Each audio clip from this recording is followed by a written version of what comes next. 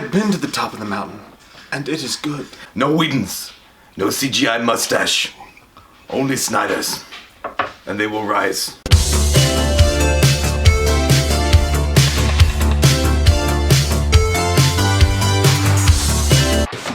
Shit.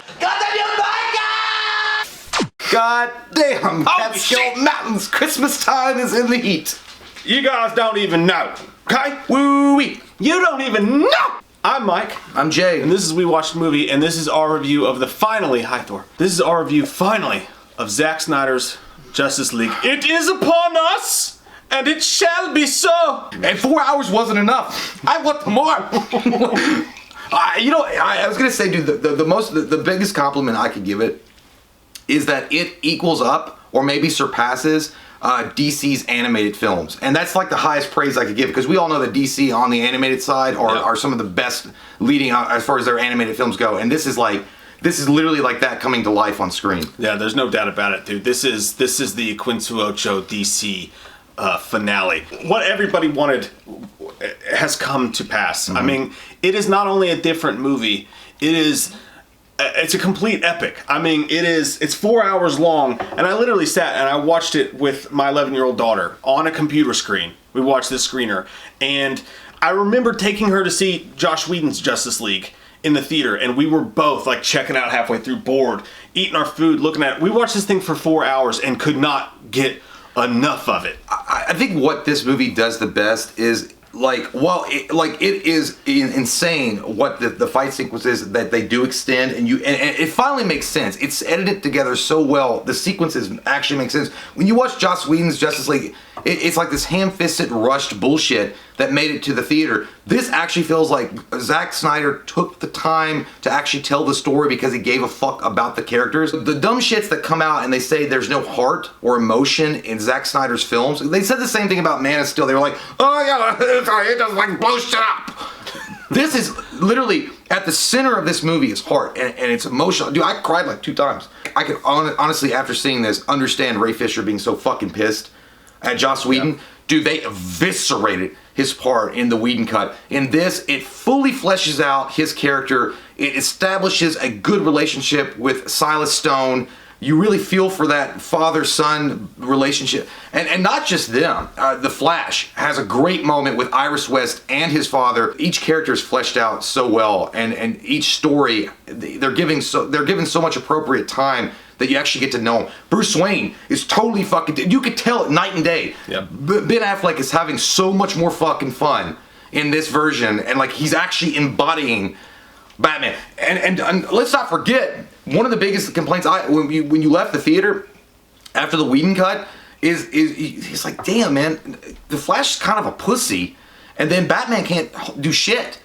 Batman holds his own. He fucks shit up royally, and the Flash is competent. Like, he's not like, I just push people and run out of the way. Yeah. Like, he's actually, but he's still kind of nervous and nerdy, but he's not like, I can't do anything. Well, they do a great job with the Flash in that sense, because with the Flash, there are moments where he's in over his head. Mm-hmm. There's moments where you can tell that he is not seasoned, he doesn't know what he's doing, but it's not like it's a quick joke that I'm gonna make. Like you said, I just push people and get out of the way, and then they move past it. He actually, there's things that he gets in the shit really badly a couple of times, and you can see the panic on his face, and you can see the anxiety, and him literally like a human being would be in that situation when you're in over your head, and him freaking out, and then the team helping but him. He can pull it out on his own. Yeah, he grows, like he has an arc, and that's the thing about this movie. Comparing it to the Whedon cut is almost impossible to do, because they are such separate movies. And I love the people that came out before. It's going to be like re-edited scenes. The entire look is different. The graphics are better. Way better. Top to bottom better. It is beautiful to look at. And 4:3 aspect, whatever the fuck the aspect is, I don't even get into that shit. But the whole entire movie is goddamn beautiful. From the opening scene of the film,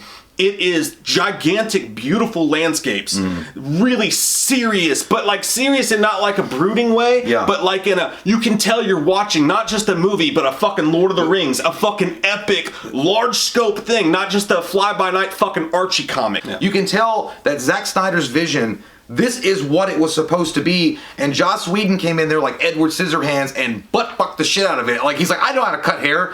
I'm like, and just made you like look like Vanilla Ice mixed with MC Hammer hairstyles. It's not only darker, it's not only more grittier, the characters don't have more serious things they're facing, it's not more emotional, not only more emotional, but it's also a better Marvel movie than Joss Whedon's Justice League movie was. It's funnier than Joss Whedon's Justice League. There's more jokes in this movie than there were in the Joss Whedon Justice League. And they're not forced in. Like they're not like, you could tell like certain moments, you know, obviously they're all scripted, but there are certain moments it almost feels like, oh, we gotta have a joke in here to sell the lunchbox or something like that. In this one, it just feels more organic when the jokes happen. It feels like the team is actually, they're actually coming together in a way that's organic and natural rather than like just forced together in a situation where they have to be. Yeah. And one of the things, like we talked about, the Flash is so much different. He's still funny, but he's got more of, I would almost want to say, an ambition about him, like a competency about him that you're like, all right, you know what? This guy's been fighting crime for a little bit. He understands his powers. He knows what he can do. He's fine. He's melding in.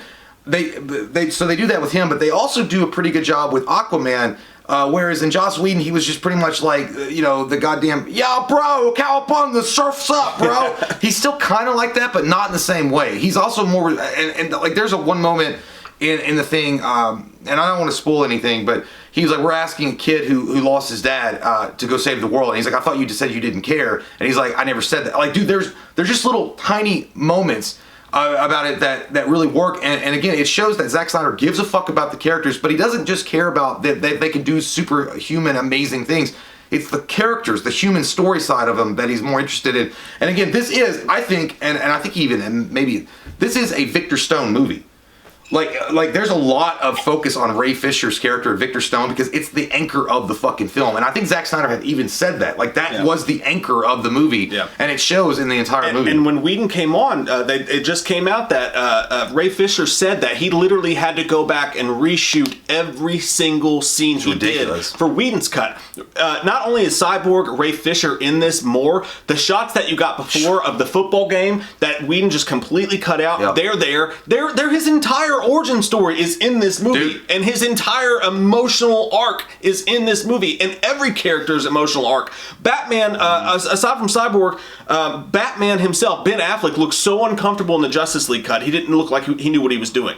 Now, in this movie, not both Bruce Wayne and Batman are better. Comfort. Batman, he literally, this is the thing that really fucking confuses me, because there are non-questionable scenes.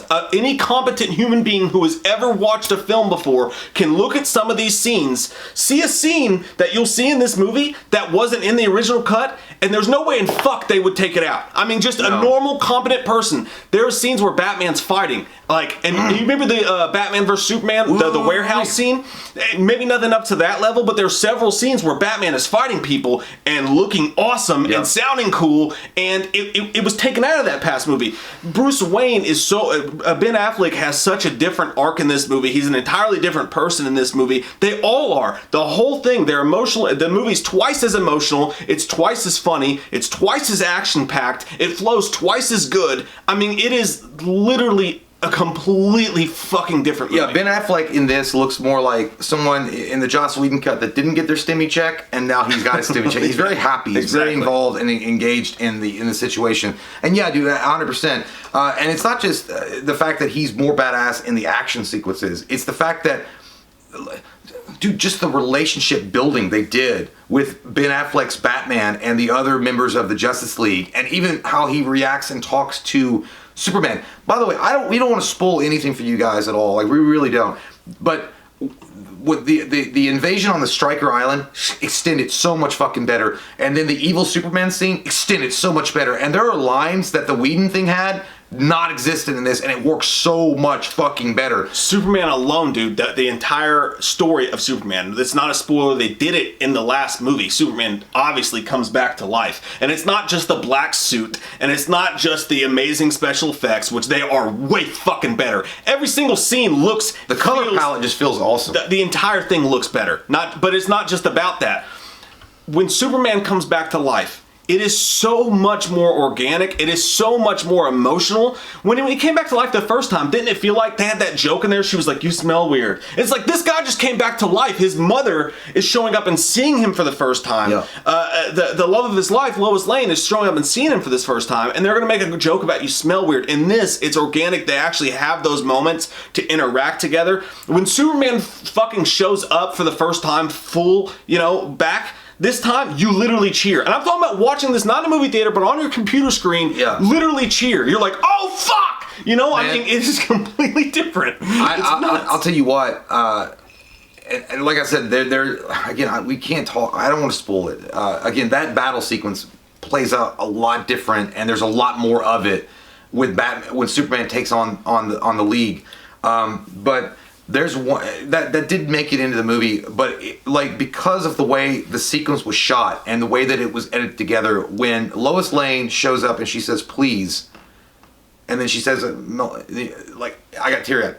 And then there's a sequence where I don't know what Joss Whedon smoked that day, if it was crack or Newport cigarettes, but he took a scene specifically from that moment, this reunion moment, and put it in his version of the League that didn't make fucking sense. Yeah. And I'm like, dude, you did that. I don't know if you were so fucking jealous when you watched that cut that you're like, no, I'm gonna ruin that. I'm gonna cut that out of here and put that over here, because it worked. The emotional levels got to another. It got to another degree. And by the way, the black suit. And again, that just shows that Zack Snyder gives a fuck about these characters and cares about the fans and cares about the DC continuity and just how to present these characters on film. The black suit is functional. Not just it looked cool aesthetically, but it functioned. Yeah. And dude, there's one scene that's a throwback to the original Man of Steel. There's two. The Victor Stone moment, and then the when he comes back. When Superman comes back, he comes back. And oh my God. There's an entire portion of the film that literally, not just in the beginning, from the beginning. You remember when we watched Joss Whedon's Justice League, and they did that sweeping thing over the city where it was like the sad guy in the newspaper and all that stuff was going on. I think a lot of people probably thought that was Snyder. That's not in this movie. No. The opening is completely different, 1,000%. Dude, I'm not trying to cut you off, but just talking about the differences here. The Gotham rooftop scene is different. It was not even in. It's like, what the fuck? Yeah. I didn't even know. Yeah. Which, shout out to Holt McClaney. He's not in this one, and he was great, man. But yeah, that scene's not there. But dude, the entire situation with Superman being gone, the entire city, everything is different. This is nothing like what you've seen before. No. What was that? Oh yeah, Superman. The way that this movie ties in to Man of Steel, the way it calls back to both Man of Steel and it calls back to Batman versus Superman. Mm-hmm. Now, whether you like those movies or not, this movie adds to the story of what was going on there. The continuity. They go back to a certain sequence that is, to me, the best sequence, my favorite sequence in Man of Steel, the emotional anchor of that entire movie. They go back to it, and the whole thing comes full fucking circle, and you get that entire feeling of Superman. Remember the first time he flew? Whether you hate that movie or not, the first time he flew, I mean, you gotta like that scene. They go back, you get that entire feeling again, and it all intertwines into the storylines that are going on. They wait for the Superman stuff. I mean, Superman stuff doesn't show up for a while. When it comes with the fucking thunder, though. We went from a goddamn Saturday morning cartoon to a fucking Godfather trilogy epic in one film. Yeah, dude. When you watch the Snyder cut, you'll see it's fleshed out actual characters, and you can understand their motivations, their ambitions, their fears. You can understand all of that. Versus, again, I'm just trying to sell fucking toys at Walmart, Whedon's version. You know what really got me, dude? It was so fucking epic. It was so amazing to watch on screen. All these things coming together, and just the way that it was shot and the way that it was filmed, and just everything, just all the things lining up. It got me teary because it was like, God, man, it waited this long to get a true version of this film that should have been there all along. Like, it was never fair. Like, I felt like DC or the Snyderverse or whatever got such an unfair fucking cut on how they were received, and this was the version. If this has come out in 2017, man, we'd be talking about a whole fucking different thing right now. We absolutely would. And I felt that same way. I felt emotional for Zack Snyder watching it, because this. And then this is, when we keep talking about Whedon and we keep talking about the other cuts, the thing you have to remember is that Zack Snyder came out and he only shot one new scene for this entire movie. And that scene's a big deal. We'll get to it at the end of the review. We'll get to it at the end of the review. But he only shot one new scene, which means that all of this movie, all of this completely different best Zack Snyder film of all time, 100%. best DCEU film of all time, one of the best comic book films of all time. Again, I put it up there against Avengers. I would too. Was sitting there the entire time. Yep. VFX, stuff like that, sure. Color grading, fine. It was sitting there the entire time, and they just decided not to use it. And that is a really confusing, and I mean, I'm not talking about like deep shit. I'm talking about that scene. If you played it in front of a test audience, there's no test audience in the world that would look at that and say that's not good. Unless you're just a hater. It is a fucking green light, no doubt, amazing sequences that were taken out of this film, and it really makes you fucking wonder what the shit was really going on. You know, and the fact that, you know, Autumn, and he dedicates the film to her. You know, you watch all the credits. There's no extra credits or anything like that, really. So, but he does dedicate the film to Autumn and all the fans that kept the hope alive. Dude, it really is. It's such a different movie, and it's so well put together. It really is, and there's so much heart that goes into what he did and how he actually made these characters come together. And when I say I put it against the Avengers, 100%. I'm not saying it's better than the Avengers, and I'm not saying it's not better than the Avengers. I think it's on equal playing ground. I think that they both have different visions of what their superheroes should be, but I think they're both equally amazing in their own right. There's one scene, you know, I know everybody, and it's famous for a reason. The Joss Whedon Avengers film, when it comes down the camera and you circle around and you see all the Avengers unite. That's fucking amazing. It was one of the best scenes I've ever seen in my life. But there's a moment in this where Batman's driving the car and they all come together for just, I guess some of you guys have seen it. There's a screenshot real quick of all of them, and I was like, I got the same fucking goosebumps, dude. Yeah. I was like, holy shit. And I love Flash. I think he's probably one of my favorite characters, and they treat him so well with respect in this one. It's not just he's a throwaway, kind of goofy, dumb shit guy that just barely got his powers like Tom Holland and Spider-Man, and he's like, I don't know what to do. Did you carve and base this kid? Like, it's not like that. He's been around for a bit, and he understands what he has to do, but he's still funny. But goddamn, man, like I think the main thing is the chemistry between everybody, and you can see it full-fledged out in the Zack Snyder cut. And again, if I were Ray Fisher, there's no doubt I'd be pissed. Based on what Whedon did to his part, dude, I would have been just as fucking furious as he was. In the middle of Joss Whedon's Justice League, there's a scene where they fight Steppenwolf underneath the Gotham Harbor. And you remember the big scene with the water rushing out and they're fighting in there? Yeah. All that stuff's happening. In the original movie, and Batman's crawler comes out, that's in the movie too. That's in this movie. Mean, Stryker Island. Yeah, but in the original movie, that scene bores me to tears. I'm like, oh, this just feels like a forced into action piece. I'm bored. I was bored as shit watching that. And this time, when you watch that specific team, that specific moment, you're hanging on every second, watching the team-ups, watching the fights, watching Wonder Woman. Her dialogue with Steppenwolf, he says a couple things that are really deep and fucked up to her to really goat her on. That's just taken out of that movie. That entire middle scene went from action CGI fluff into one of the coolest scenes in the fucking movie, where they come together for the first time and they're learning how to work together and they're fighting against fucking Steppenwolf, and he's saying way meaner shit in this one than he was in the last one. And it's just, that scene alone is a microcosm of how much greater this film is. The opening scene where Wonder Woman takes on the bank robbers, is it more violent? Yes. And for us, we like that. We like a little bit more of our adult stuff. Now, some Marvel people might not like that. They might, oh no, there's too much blood. Wonder Woman shouldn't do this. I want to be, give me fuel, give me fire, give me Reba McEntire. Exactly. I like that shit. That Wonder Woman scene is completely fucking different when you add in the violence. Oh my god. When you get the, you guys don't know what I'm talking about. When you see the director's cut for BVS, when they cut out the blood splatter on the warehouse walls when Batman was throwing them against the fucking buildings. You get that. It happens multiple times. There's blood smears, and it makes fucking sense. I mean, these guys were kicking him with the fucking speed of a Mach 7, Sammy Sosa bat or something. Yeah. It's insane. The Stryker Island, the reason why that scene also works so well is because Batman can actually fucking fight. It's not, he's a pussy and he has to run away, and he's like, and you're not dealing with Pussy Flash either. Like, I don't know what to do. I can't fight. It just... When Batman can hold his own, like it changes the whole fucking feeling of the movie. Like he felt like the leader. Like, well, he actually felt like he belonged in the league. He wasn't just a guy in a cartoon Halloween costume, and he was out of his depth. Like, he understood, I can fight, and he was taking those fucking parademons down. And the Wonder Woman that you mentioned in the very beginning of the movie, again, it's extended, and it makes more sense. And dude, she's fucking insane. That was so much cooler, dude. And the point I'm trying to make with that is, yes, because I know people say, oh my god, it's R-rated, so edgy. Oh, Batman says fuck, so edgy. And people like to make fun of the Snyderverse stuff for stuff like that. But let me tell you this.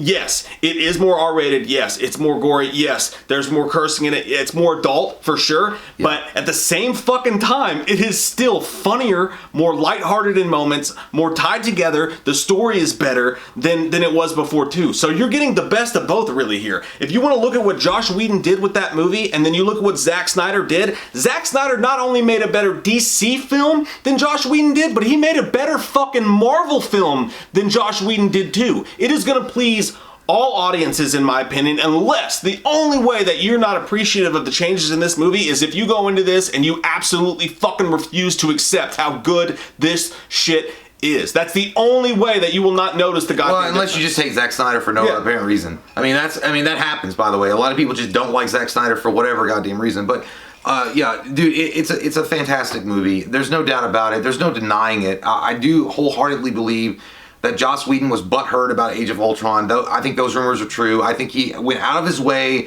to either, maybe he didn't intentionally tank the movie, but he thought, like, I'll make a version of the Age of Ultron that I want to make, and everyone's gonna love it. And they fucking hated it. It was a terrible movie. You get Zack Snyder to come back, and he actually completes his vision. He does a wonderful job. The music is on point. Everybody's great in the movie. It's acted really well. And the stories it's sequenced together in a way that makes sense. And that was one of the main things lacking in the original Justice League. It just felt like, again, a rushed piece of shit. Yeah. They're like, we gotta get this out. We don't know what to do. Let's hire Joss Whedon, and he puts together a terrible fucking movie and says, okay, here you go. And nobody fucking thought twice about it. They're like, yep, that makes sense. And then they just put it out there. At the end of the day, this movie's a fucking 10, dude. I don't... Yeah, I mean, there will be complaints about being 4 hours long, but dude, I want it to be 5 hours long. If it was 6 hours long, I mean, it's worth every fucking hour that you watch it. It's a 10 movie. It's a 10, I really do emphasize. Yes, there are fucks and shit like that go on in the movie. There's one significant part I like the best. One of them, Cyborg actually says, "Fuck this world." It reminded me of Ving Rhames, like, fuck y'all. Yeah, but it was poignant. It made sense why he said it. He wasn't just saying fuck, like, he wasn't in an Eminem 8 Mile movie. He wasn't doing wasn't like, he was just not just saying to say it. It made sense why he said it. But the emotional, like, movie, it's like the emotional part of the movie is really, really good. I mean, and I know a lot of people are going to think, no, it's Zack Snyder, and so he's not Michael Bay. Michael Bay would be like, look, fireworks. Yeah. I don't care about emotion. Fireworks. This is not like that. Like, there are great moments of action, but there's the like, I keep going back to the heart, man, and you can tell Zack Snyder put so much heart and emotion into this movie with each character that he had on screen, each time that he had him on screen, and he paid extra attention to each one of those person's character development and who they are and fleshing them out. Dude, it's a fan's fucking wet dream. And I mean, and even if it's not, if you're a super fan, you'll love it. But even if you're not a super fan and you just like Marvel or you just like comic book movies or just action or, whatever, you're going to enjoy yourself. Yeah. Dude, it's a 10 for me too. It's an absolute 10 for me too. And here's the thing, whether you like those movies or not, it's the accumulation of all of the greatest parts of Zack Snyder's DCEU before. Mm-hmm. And if you didn't understand those movies then, I feel like this movie is so good and it's so well thought out and it's so long and wide scoping and every little minute detail between the storylines, between the characters, between the emotion, between the action is so well thought out and done that I feel like, honestly, if you can, I think people will watch this movie and go back and have a different feeling. It's so good, I think that people are going to go back and they're going to appreciate Man of Steel a little bit more. They're going to appreciate BVS a little more because it's the culmination of all of this, and that's why it's 4 hours long. And you know what? It should be fucking 4 hours long. And when you watch it, I feel like you'll understand that. BVS, when it came out and it got so much shit, when the extended cut came out, so many people said, oh my God, the movie's so much better now. It makes so much sense. They took the time. If you look at an A24 film, half of that film Half of an A24 slow burn horror film is about the aura. It's about the feeling. It's about the atmosphere. It takes a little while to get you to where you're going, but because they build that so well, when you get there, it's twice as meaningful. So with this 4-hour cut, that's exactly what they do. The heart and soul and blood and tears was fucking sucked out of this movie. And when they put it back in, A, you're going to have the exact same feeling that you had going from BVS to the BVS extended cut. B, the whole entire thing looks so much more epic and beautiful, and all the shots are just fucking gorgeous. It's going to change your opinion on that. C, every single actor felt more comfortable. Every single character's arc made sense. The writing was so much fucking well explained. And ultimately, man, this is a fantastic fucking movie. It is so good, and it's a little bit emotional because of how hard it was for them to get here. The guy had a great fucking movie, man, and he had to go through all this shit to get it out. He had a fucking perfect movie, but because of whatever, we had to go through all this to get here. All that being said, it's a comic book fan's wet dream. It's a general, again, 11-year-old daughter sat for 4 hours last night, didn't complain a bit, was fucking locked in. And then finally, there is the ending part of the movie, the epilogue. After, you can tell, like, kind of when the Justice League movie's done, and now we're gonna do a little bit of new shit. And that is so fucking supercharged, goddamn smells like Teen Spirit, holy fucking wild Nirvana shit. comes out of the desert and does a fucking concert. I can't believe it. Christ, It felt dude. like that, though. Talk about restore the Snyderverse. Oh my god, you're gonna fucking want it. I was telling Mike, the Jared Leto performance in this completely revitalizes his character, period. Whatever he did in Suicide Squad, his, like, I don't know, I think like 10 minutes of his Joker thing fucking revitalized, like, his Joker. Like, it was like, hey, you know what? You're not a bad Joker. You just had a really bad script, or, you know, I don't know what happened with you over there, but, like, Zack Snyder was able to bring it out of you, and he fucking does, dude. And again, I don't want to spoil that moment, because there's a lot of people that's been looking forward to seeing that. But let me just say, Jared Leto looks fucking scary.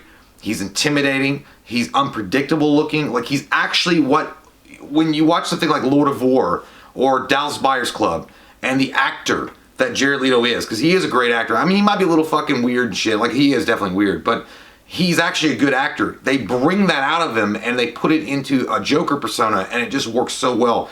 Joe Manganiello, you just, you know, you look at these things, and you're like, fuck, what kind of opportunities were missed because of corporate bullshit interference and just making, hey, let's be what that Mickey Mouse guy is and just squirt our juice all over the place, and we'll hire that one dude named Joss Whedon that fucking does that kind of stuff. That's what they did. Zack Snyder said, now fuck that, I want to make my own kind of universe, and I pray that at least, I mean, I know it's a long stretch, little tiny hope of a dick, but if you didn't like the movie, you liked the last 10 minutes of this film, and it's enough to get at least a kickstart, like a re-interest in a Snyder. I want to bring it back, and I know that Zack Snyder's already pretty much said he's like, I don't want to.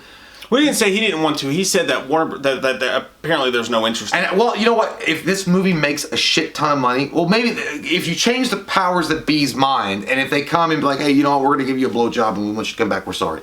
Maybe then he'll come back. I don't know, but there's no doubt I would like to see this man's fucking continued vision for DC EU, because based on what he was doing here and where it was going to go from here, oh my fuck. Jeez. And this look into the future is way down the line. You can't help but be like, oh my god, so much amazing fucking shit happened between where that movie left off and where we are now. I gotta fucking know. Like, it would be, I'm talking 10 films. What, like 10 like, you could, I mean, if you're doing epics like this, you could probably do it in 3 films. You could probably, you could probably fill in those blanks and get to where they are in that scene. Well, if Snyder was doing it, you could look forward to A Man of Steel Part 2, which would tie in other blanks there, Justice League 2, then you could do your Flashpoint Paradox, and then you could do Justice League 3, which would tie it all together, and it would be under Zack Snyder's direction. I don't know how you go wrong, especially when I know you guys are going to fucking love this movie. It really,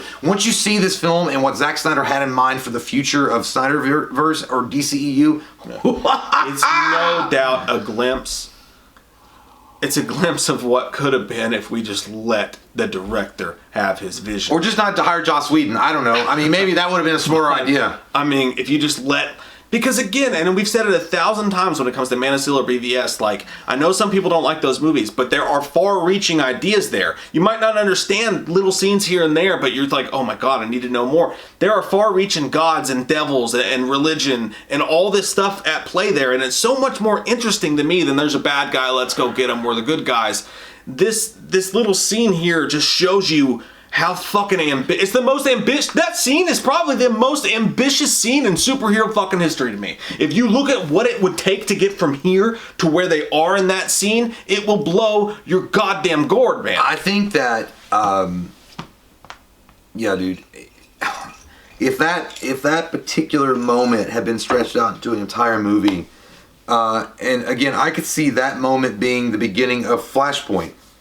Because if it all tied back to Flashpoint, because it makes sense. Injustice? Yeah, and all that. Oh, god damn. And dude, Darkseid's so fucking badass. Like, he's so badass. But there's something really... You know, Injustice Gods Among Us is a great fucking video game, dude. And that was the closest that we got to fucking seeing it happen. And it was everything... Dude, I can't give everything away, but there's one... When there's a confrontation and Superman is evil as fuck and he smiles, it's creepy as shit. And it works so fucking well on camera. I'm like, god damn. Yeah, and it's not a spoiler because that's in the BVS. Well, that's in, yeah, too, that's in the BVS. But man, yeah, dude. Anything else? You got to give Zack Snyder a round of applause, dude. You did a fucking great job, bro. And I'm really happy that you got the opportunity to make your movie because you did a stellar job. You did everybody proud. You didn't just do the fans proud. You also did regular people or regular film goers that are vanilla fans proud as well. And I saw somebody that said, well, you know, I think fanatics of Snyder or DC will love it. No, that's not true. I think that people that are just generally in love with taking these gods off the pages of comic books and putting them on the live action screen and then pulling heart and soul from them and putting those out for everybody to enjoy, those people will enjoy it. I think that everybody across the board will enjoy this film. And I wouldn't get... It's just like Logan. The Wolverine Logan.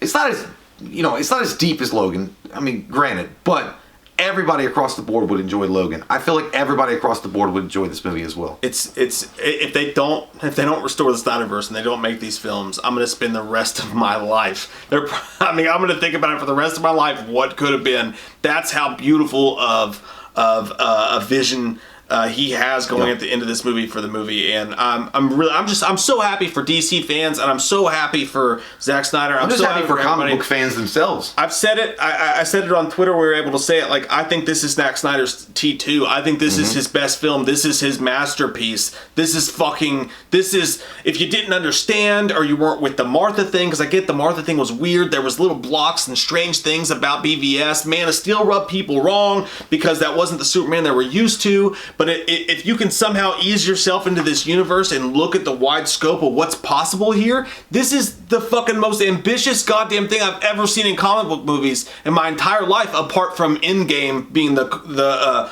culmination of the 26, 28, or whatever it was. Right up there with that, just in a completely different verse. It's gotta fucking happen, man. It's a fucking 10 for both of us. We hope you guys enjoyed. And Friday night, the movie comes out Thursday. Friday night on our live stream, we're gonna talk all the spoilers for it. There's a lot, man, we're leaving out. I mean, there's a lot but there's so much to unpack. It's gonna be it might be a 4-hour live stream, like a 4-hour movie, 4-hour live stream. But yeah, dude. Again, I think it's a win, and it's not one of those things. We're against MCU. It's not that at all. I think it's a win for fandom. And people that want to see a vision of their larger than life heroes that they grew up with on the screen treated correctly. I think that's a win across the board for everybody. So even if you're an MCU fan and you lick that lollipop all day long, that's fine. But even you could appreciate this movie because you're like, hey man, I like Superman or I like Batman, and they treat them well in this. So man, fuck yeah, and I'm glad that it happened. I'm glad it's the guy. It's like it's us. It's the fans, man, that made this fucking possible. That's the coolest thing about it. So last thing I want to say is there's one line from Batman in this movie, and I don't know about you, dude, but when it's said, me and MJ both were fucking like out of our chairs, like fucking yeah, like fucking high fiving, like oh my fucking god. I got hyped, but I was more like, oh, you fuck. I was like, you said that. You said that. Like I was like, it was like rewind it like 10 yeah, times? dude, because it was like hearing my mom curse for the first time. I was like, it's not just Batman saying a curse word. The emotion and the fucking 10 stories that must be behind what he says is kind of what, if you're a Batman fan and you've read all the shit that's happened to Batman over the years, it's kind of something you've always wanted to see Batman be like, fuck it. I thought an 8 Mile battle was gonna break out. Like, dude, it got like I was because I was like, oh my, I was like. Did you say that? Because it's like or it's your mom cursing for the first time you're hearing it, or your preacher says, and I believe in the fucking gospel. Like, what? It was a riot, dude. It was amazing. God damn it! I want to fucking inject it in my goddamn veins. But here's the thing: what sucks is that would have like the moment, the chemistry between him and Leto. You need to know. Whoa! If that. And then the Deathstroke angle, if that Batfleck movie had happened, you shit gonna. Alright, Bundles! We love your fucking faces. We'll see you guys Friday night and we'll talk about all of it. I'm gonna watch it again. We live in a society. We love your fucking faces. Thanks for hanging out tonight, guys, and watch the fucking Snyder Cut. Let us know your thoughts below. See you guys. Bye. Be kind. Rewind.